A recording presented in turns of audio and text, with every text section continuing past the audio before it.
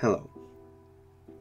I suffer from Obsessive Compulsive disorder, which is an anxiety disorder in which people have unwanted and repeated thoughts, feelings, ideas, or behaviors.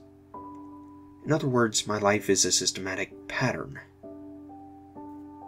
But yesterday, I experienced a flaw in my own system. I awoke that morning in my lakeside home promptly at 6:45 a.m., as I do every morning. Before leaving my bedroom, I made sure to touch the doorknob 3 times. I have to.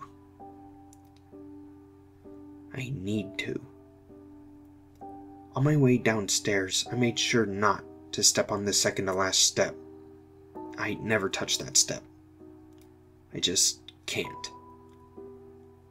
I made my usual breakfast of toast, scrambled eggs, and black coffee. I never eat anything else in the morning, just always those 3. Turning my iPad on, I made sure to check the local news headlines like usual. But today, something was missing. I couldn't place my finger on it. Did I forget something? The strange feeling lingered with me all the way to my car. On my way out the front door, I made certain to lock my door, then unlock it and lock it again. Driving to work, I couldn't help but feel like a part of me was missing. What did I miss? How could I possibly have missed it? I hoped that the feeling would surpass while at work that day. It didn't. It stayed with me for 12 whole hours. I left the office around 6:45 p.m. to head back home. About 25 minutes into my commute, I stopped for the red traffic light at the intersection of Marbury and Westway. But as the light turned from red to green, I couldn't help but feel that strange sensation again. The only other person near me was the man driving behind me. He blared his horn for me to get going, but instead of accelerating, I just unrolled my window and motioned for him to go around me. He did. I dreadfully sat there in my car, still stopped at the intersection. Something is seriously wrong. What am I missing here? I made sure to touch everything in my car, hoping that would spark my memory. I touched the dashboard, the leather seats, the emergency brake, and even the roof. It did nothing for me. My hands began to tremble as I slowly drove away. This isn't right. I don't like this. Arriving home, I pulled my '74 Mustang into the garage.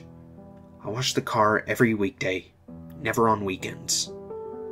I only washed the front of the car and the back, never the sides. No matter how dirty they get, I never wash the sides. I simply just can't.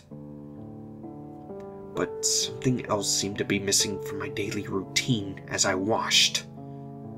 No, not again. First the news, then the intersection, now this.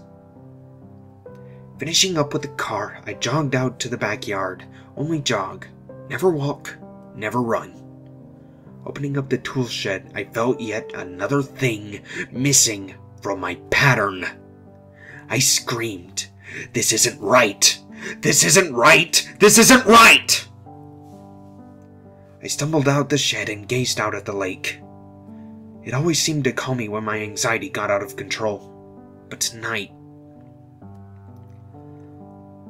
all I wanted to do was sleep. I needed to finish this day.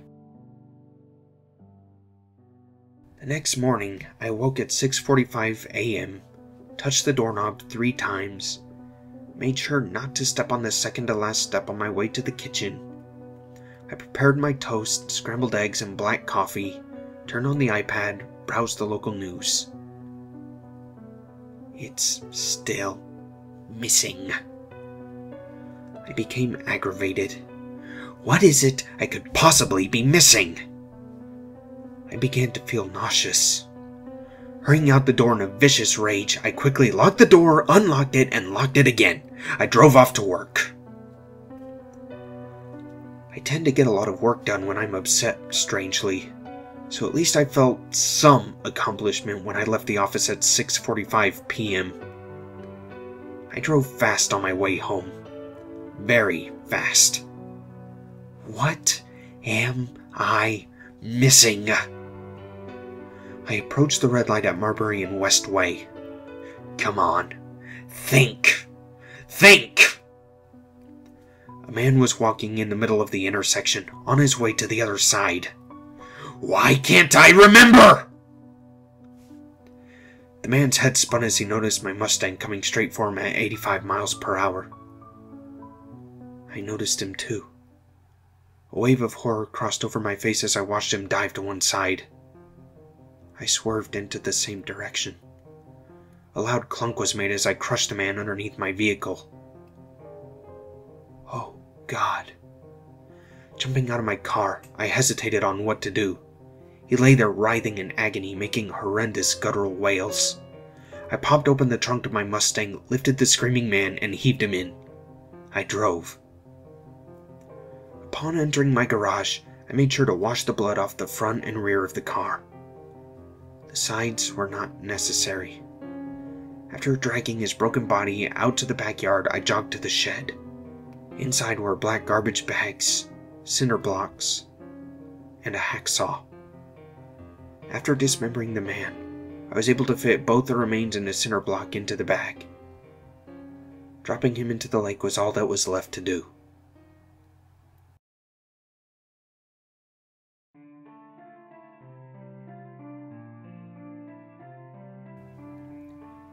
The following morning, I made sure to wake at 6:45 a.m. and touch my doorknob 3 times before skipping the second-to-last step on my way to the kitchen.